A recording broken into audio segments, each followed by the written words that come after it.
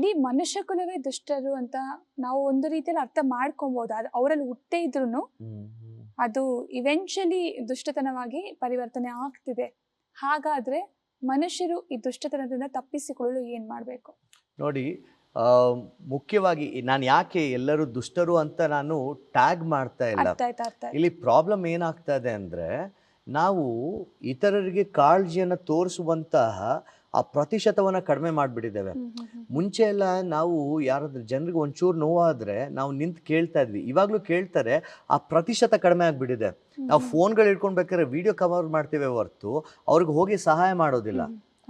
ಅನೇಕ ಬಾರಿ ಈ ರೀತಿಯಾದಂಥ ಕಾರ್ಯಗಳನ್ನು ನೋಡುವಾಗ ನಮ್ಗೆ ಯಾಕಪ್ಪ ಆ ಉಸಾಬ್ರಿ, ಯಾಕೆ ನನಗೆ ಮಾಡೋಕ್ಕೆ ಎಷ್ಟೊಂದು ಕೆಲಸ ಇದೆ, ನಾನು ಅಲ್ಲಿ ಹೋಗಬೇಕು, ಇಲ್ಲಿ ಹೋಗಬೇಕು, ಅದನ್ನು ಮಾಡಬೇಕು, ಇದನ್ನು ಮಾಡಬೇಕು ಅನ್ನುವಂಥದ್ದನ್ನು ಹೇಳಿ ಬಿಟ್ಟು ಹೋಗುವಂಥದ್ದು ಬಹಳ ಸಂಗತಿಗಳನ್ನು ನಾವು ಕಾಣ್ತೇವೆ. ಹಾಗಾಗಿ ನಾನು ಈ ಒಂದು ರೀತಿಯಂಥ ಜನರಲೈಸ್ಡ್ ಮಾತನ್ನು ಆಡಿದೆ.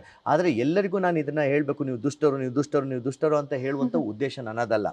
ಅಲ್ಲಿಗೆ ಇವಾಗ ಎಲ್ಲ ಕೇಡಿನಿಂದ ನನ್ನನ್ನು ತಪ್ಪಿಸು ಎಂಬುದಾಗಿ ಸ್ವಾಮಿ ಹೇಳಿಕೊಟ್ಟ ನಂತರ ನಾವು ಆ ದುಷ್ಟತನದಿಂದ ಹೊರಗಡೆ ಬರಬೇಕಾದ್ರೆ ಯೇಸು ಸ್ವಾಮಿಯನ್ನು ಹಿಂಬಾಲಿಸಲೇಬೇಕು. ನೋಡಿ, ಯೇಸು ಸ್ವಾಮಿಗಿಂತ ಮೇಲಿದ್ದಂಥ ಒಂದು ಕಾರ್ಯ ಏನಂದರೆ, ಆತನು ಪ್ರಾಣ ಕೊಡುವುದಕ್ಕಿಂತ ಮುಂಚೆ ಮರಣ. ಎಲ್ಲರಿಗೂ ಅದರ ಮೇಲೆ ಭಯ ಇರ್ತಾ ಇತ್ತು. ಯಾರು ಮರಣಕ್ಕೆ ಹೆದರದೇ ಇರುವಂಥವರು ಒಬ್ಬರು ಇರ್ತಾ ಇರಲಿಲ್ಲ. ಆದರೆ ಯೇಸು ಸ್ವಾಮಿ ಆ ಮರಣವನ್ನು ಗೆಲ್ಲುವುದರ ಮೂಲಕ ಸೈತಾನನ ತಲೆಯನ್ನು ಜಜ್ಜಿ ಆತನು ಈಗ ಎಲ್ಲದರ ಅಧಿಕಾರವನ್ನು ಪಡೆದಿದ್ದಾನೆ. ಅಲ್ಲಿಗೆ ಇವಾಗ ಯೇಸು ಸ್ವಾಮಿಯಲ್ಲೇ ನಮಗೆ ಎಲ್ಲ ಪ್ರಶ್ನೆಗಳಿಗೆ ಉತ್ತರವನ್ನು ನಾವು ಕಾಣುವಂಥವರು ಆಗಿರ್ತೇವೆ. ಇವಾಗ ನಾವೇನು ಮಾಡಬೇಕು? ಯೇಸು ಸ್ವಾಮಿಯನ್ನು ಹಿಂಬಾಲಿಸುವುದೇ ಒಂದೇ ನಮಗೆ ಆಪ್ಷನ್ ಇರುವಂಥದ್ದು. ಯೇಸು ಸ್ವಾಮಿಯನ್ನು ಹಿಂಬಾಲಿಸುವಾಗ ನಮಗೆ ಬೇಕಾಗಿರುವಂಥ ದುಷ್ಟತನದಿಂದ ಹೊರಬರಲು ಸಾಧ್ಯವಾಗ್ತದೆ. ಇನ್ನೊಂದೇನು ಗೊತ್ತಾ, ನಮಗೆ ಈ ಸತ್ಯವೇದ ಇದೆಯಲ್ಲ, ಈ ಸತ್ಯವೇದ ಬಹಳ ಸುಂದರವಾಗಿ ನಾವು ಆ ದುಷ್ಟತನದಿಂದ ಹೊರಬರಲು ನಮಗೆ ಸಹಾಯ ಮಾಡುವಂಥದ್ದಾಗಿರ್ತದೆ. ಅದಕ್ಕೆ ಇದನ್ನು ನಾವು ದೇವ್ರ ವಾಕ್ಯ ಎಂಬುದಾಗಿಯೂ ಸಹ ನಾವು ಕರೆಯುತ್ತೇವೆ. ಈ ಸ್ವಾಮಿಯ ಅನುಯಾಯಿ ಆಗಬೇಕಾದ್ರೆ, ಈ ಸ್ವಾಮಿನ ಹಿಂಬಾಲಿಸಬೇಕಾದ್ರೆ, ಹಿಂಬಾಲಕರಾಗಬೇಕಾದ್ರೆ ನಾವು ಈ ವಾಕ್ಯಕ್ಕೆ ಒತ್ತನ್ನು ಕೊಡಬೇಕು. ಈ ವಾಕ್ಯದಲ್ಲಿ ಅನೇಕರು ದುಷ್ಟರಾಗಿರುವಂಥ ಜನರು ಹೇಗೆ ತಮ್ಮ ದುಷ್ಟತನವನ್ನು ಬಿಟ್ಟು ಹೊರಗಡೆ ಬಂದಿದ್ದಾರೆ, ಆ ದುಷ್ಟತನದ ಮೂಲಕ ಹೇಗೆ ಸತ್ತಿದ್ದಾರೆ ಅನ್ನುವಂಥದ್ದನ್ನು ನಾವು ಕಾಣ್ತೇವೆ. ಒಂದು ಒಳ್ಳೆಯ ಉದಾಹರಣೆಯನ್ನು ಕೊಡಬೇಕಾದ್ರೆ, ಆಹಾಬ ರಾಜನು, ಆತನ ಹೆಂಡತಿ ಇಜಬೇಲಳು, ಇವರು ಅನ್ಯಾಯದಿಂದ ಒಬ್ಬ ಮನುಷ್ಯನಿಂದ ಅವನ ಒಂದು ಆ ಸ್ಥಳವನ್ನು ಕಸಿದುಕೊಳ್ತಾರೆ. ಅವರು ಯಾರು ದೇವರ ಒಂದು ಅನುಯಾಯಿಗಳಾಗಿರ್ತಾರೆ ಅಂಥ ಪ್ರವಾದಿಗಳನ್ನು ಅವರು ಸಂಹರಿಸ್ತಾರೆ. ಬಹಳ ಕ್ರೂರವಾದಂಥ ಒಂದು ಕ್ರಿಯೆ. ಆದರೆ ಎಲಿಯನು ಅವರಿಗೆ ಹೇಳ್ತಾರೆ, ನೀವು ಒಂದು ನಾರ್ಮಲ್ ಆಗಿರುವಂಥ ಸಾವನ್ನು ಸಾಯೋದಿಲ್ಲ ಎಂಬುದಾಗಿ ಹೇಳ್ತಾನೆ. ಅದೇ ರೀತಿಯಲ್ಲಿ ಅವರು ಸಾವನ್ನು ಕಾಣ್ತಾರೆ. ಅಲ್ಲಿಗೆ ದುಷ್ಟರಾಗಿರುವಂಥ ಇವರೂ ಸಹ ಯಾವ ರೀತಿಯಾದಂಥ ಪರಿಣಾಮವನ್ನು ಹೊಂದಿದರು ಅನ್ನುವಂಥದ್ದನ್ನು ಸತ್ಯವೇದ ಹೇಳ್ತದೆ. ಅದೇ ರೀತಿಯಲ್ಲಿ ದುಷ್ಟನಾಗಿರುವಂಥ ಒಬ್ಬನು ನಿನ್ನ ದುಷ್ಟತನವನ್ನು ಬಿಡು ಎಂಬುದಾಗಿ ಹೇಳುವಾಗ ಪರಿವರ್ತನೆ ಹೊಂದಿರುವಂಥವರು ಸಹ ಇದ್ದಾರೆ. ಒಳ್ಳೆಯ ಉದಾಹರಣೆ ಏನಂದರೆ, ಯೋನನ ಪುಸ್ತಕದಲ್ಲಿ ನಾವು ನೋಡುವಂಥ ಉದಾಹರಣೆ. ಯೋನನು ಆತನು ನಿನೆವೆ ಪಟ್ಟಣಕ್ಕೆ ಕಳಿಸಲ್ಪಟ್ಟನು. ಆತನು ನಿನೆವೆ ಪಟ್ಟಣಕ್ಕೆ ಕಳಿಸಲ್ಪಡುವಾಗ ನಿನೆವೆಗೆ ಹೋಗುವುದಕ್ಕೆ ಆತನು ಹಿಂಜರಿಯುತ್ತಾನೆ.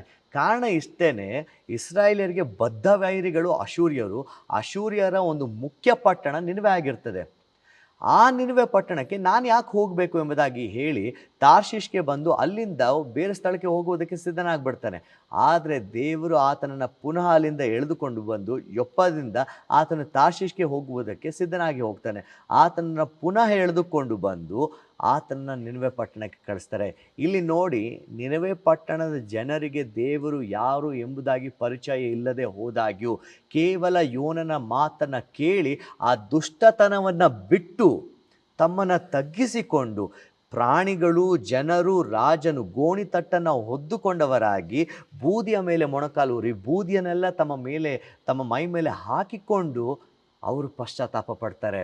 ಅಲ್ಲಿಗೆ ಸತ್ಯವೇದ ಅಂದರೆ ದೇವರ ಅನುಯಾಯಿ ಆಗಬೇಕಾದ್ರೆ ನಾವು ಈ ಸತ್ಯವೇದವನ್ನು ಓದಿ ಎಂಬುದಾಗಿ ಹೇಳ್ತೀನಲ್ಲ, ಈ ಸತ್ಯವೇದವನ್ನು ಓದುವುದರ ಮೂಲಕ ದುಷ್ಟತನದಿಂದ ಏನು ಪರಿಣಾಮ ಆಗತ್ತೆ, ದುಷ್ಟತನವನ್ನು ಬಿಡುವುದರಿಂದ ಏನಾಗತ್ತೆ ಅನ್ನುವಂಥದ್ದು ನಮಗೆ ಸತ್ಯವೇದ ಪರಿಚಯಿಸಿಕೊಡ್ತದೆ. ಇದರ ಮೂಲಕ ನೀವು ಯೇಸು ಕ್ರಿಸ್ತನ ಹಿಂಬಾಲಕರು ಆಗಬಹುದು. ಅದರ ಮೂಲಕ ನಾವು ದುಷ್ಟತನವನ್ನು ಬಿಡಬಹುದು.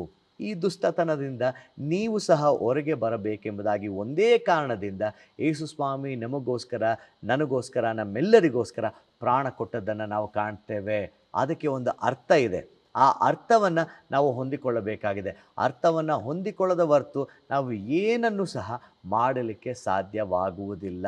ಹಾಗಾಗಿ ಯೇಸು ಕ್ರಿಸ್ತನನ್ನು ನಾವು ಹಿಂಬಾಲಿಸುವಂಥವರು ಆಗಿರಬೇಕು. ಆತನ ಅನುಯಾಯಿಗಳು ನಾವು ಆಗಿರಬೇಕು.